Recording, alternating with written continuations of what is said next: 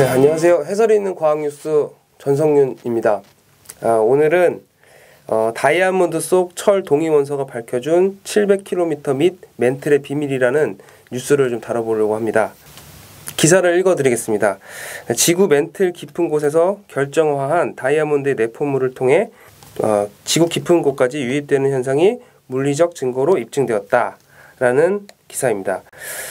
여기 내용에 보면은 다이아몬드가 어떤 그 지각 활동에 중요한 역할을 한다. 그리고 그런 증거들, 지각 활동에 대한 증거들을 우리가 밝혀내는 데 있어서 다이아몬드가 중요하다라는 내용이 있습니다. 그래서 이 기사를 다루기 위해서 우리 과학관에 지구과학을 공부하신 정원영 연구소님을 소개하도록 하겠습니다. 네.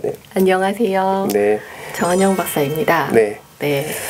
오늘 기사를 이제 설명을 좀 해주셔야 되는데요. 네.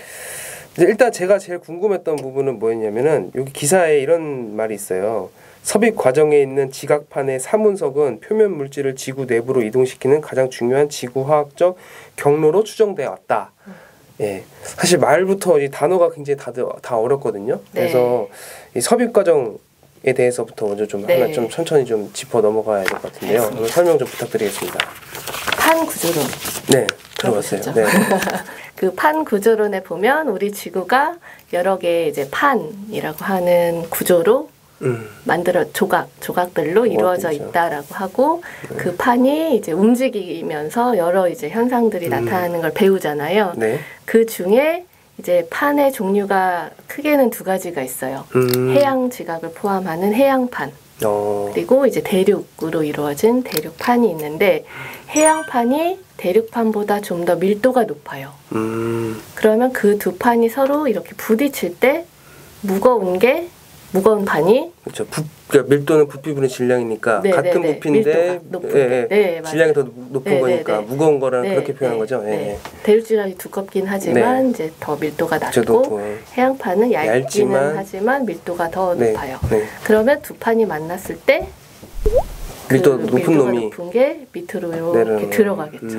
그게 이제 경계가 우리가 겉에서 보면 이렇게 경계가 생기는 거고 땅 밑에서 보면 이 판이 이렇게 내려가는 과정이 생기는데 그 과정을 섭입이라고 얘기를 하는 거예요. 섭입된다. 그 마리아나 해구라든지 뭐 이런 것들이 맞아요. 그런 거예요. 이렇게 섭입되다 보면 골짜기가 생기는 게 이제 해구의 위치가 되겠죠. 그 과정 자체를 섭입이라 한다. 근데 우리가 이제 섭입 과정을 보면 판의 두께가 100km 정도 되거든요. 그런데 땅을 파고 100km를 인간이 들어갈 수가 없어요. 없죠. 우주는 가지만. 그렇죠. 우주는 100km를 그러고 보니까 땅 쪽 가는 게 더 힘드네요. 그렇죠. 100km, 상공 100km가 우주의 경계거든요. 그렇죠, 지구와 맞아요. 우주의 경계. 그건 넘어서 가는데 땅속 100km는 사람이 들어가서 확인을 못 하잖아요. 그래서 여기 우주 별거 아니었네. 그렇네. 암석이나 이렇게 이제 지질에서 연구를 하는 그 대상물을 가지고 땅 속을 이제 연구를 하는 거죠. 이렇게 섭입이 된다는 현상은 이제 그렇고, 그럼 여기에서 이제 사문석이 나오는데, 이 사문석은 우리가 감람석은 들어보셨죠? 익숙하게 많이 암석이나 광물에 있는데, 그 감람석을 기원으로 해서 변성된 광물이 사문석이에요. 그럼 이 감람석이 이 사문석으로 변했다는 거죠. 변성. 그 변성이라는 게 일어나는 거는 여러 또 뭐 지각적 활동이 있지만 대표적인 게 열과 압력에 의해서 변성이 되는 거죠. 그래서 땅 밑으로 이제 들어가면 이 뭐 마찰이나 이런 걸 통해서도 뜨겁기도 하고 지구 내부 자체 에너지가 있기 때문에 뜨겁기도 하고 이런 열이나 그다음에 압력은 이렇게 섭입이 되면서 뭐 눌리기도 하고 그렇죠. 그래서 압력을 받아서 이제 사문석으로 변성이 된 거예요. 그러니까 이 지금 기사에 나와 있는 내용 자체를 지금 사실 좀 이제 그 단어가 굉장히 좀 어렵잖아요. 풀어서 이제 다시 설명해 보자면, 그러니까 그 대륙판이랑 해양판이 만났는데 무거운, 그러니까 밀도가 높은 해양판이 이제 밑으로 들어가는 과정이 삽입 과정이고, 섭입 과정이고, 그러니까 섭입 과정에 있는 지각판의 안에 사문석은 표면 물질을 지구 내부로 이동시킨다라는 이 표현 자체가 이렇게 섭입이 되면서 여기서 지각 활동, 아까 온도와 압력이 높아지고 하니까 이제 변성이 일어나서 증거가 된다. 된다. 네, 맞아요. 그래서 어려운 말을 써놨어요. 지구 내부를 그렇게 푸는 거죠. 그런 점에서 본다면 사실 여기 또 기사에 이제 이런 상황들이 이제 일어나는 지각 활동이 일어나는 거를 다이아몬드를 통해서 얻는다. 좀 이런 말이 있는데 이건 또 무슨 말인지 좀 한번 설명 좀 부탁드리겠습니다. 다이아몬드를 선물해 보셨나요? 그럴 일 없겠죠. 다이아몬드가 이제 대표적인 보석이고 되게 가치 높은 보석이라고 맞아요. 일상적으로 생각하는데 잘 사실 본 적도 없습니다. 네. 그러고 보니까. 그쵸. 네. 가짜 다이아몬드는 그러니까 인공 다이아몬드는 본 적 있는데 자연 건 본 적 없어요. 네. 그 열심히 일해야 합니다. 우리 월급으로? 네. 근데 이제 그 다이아몬드가 가치가 높은 게 막 뭐 변하지 않는 사랑 막 이런 이제 의미가 있는데 그 다이아몬드가 굉장히 단단하잖아요. 그래서 잘 깨지지도 않고 이런 이제 특징을 가지고 있죠. 그래서 우리가 광물로 하면 이제 금강석이라는 이름으로 부르는데 그 다이아몬드가 이제 형성되는 깊이를 보면은 대개는 뭐 200km 전후로 해서 더 깊은 곳에서 만들어지는 엄청 순수하고 뭐 큰 다이아몬드가 발견되기도 하고 굉장히 다이아몬드도 지하 깊은 곳에서 이제 만들어지는 광물인 거죠. 근데 걔가 이렇게 만들어질 때 순수하게 그러니까 탄소가 변형이 되는 거라고 해야 되나? 탄소의 또 다른 모습인 거잖아요. 그렇죠. 구조적인 변형이죠. 그렇죠. 그랬을 때 순수하게 그 탄소 성분이나 얘가 변형이 되면 정말 순수한 보석의 다이아몬드가 되지만 걔가 그렇게 다이아몬드로 형성이 될 때 주변에 있는 다른 물질들을 가지고 들어가면서 만들어질 수도 있죠. 불순물이죠. 보석으로 따지면. 그럼 보석의 가치는 없지만 그렇죠. 지질학적으로는 굉장히 가치가 높은 거네요. 그렇죠. 왜냐하면 그 불순물을 분석을 하면 여러 가지를 이제 알 수 있고 이 연구에서도 그 사실은 불순물을 연구를 한 거죠. 아까 말씀하신 대로 우리가 100km 이하 어차피 가지도 못하는데 그보다 더 깊은 곳에 있던 지질학 활동을 다이아몬드를 통해서 알 수 있는 거네요. 그렇죠.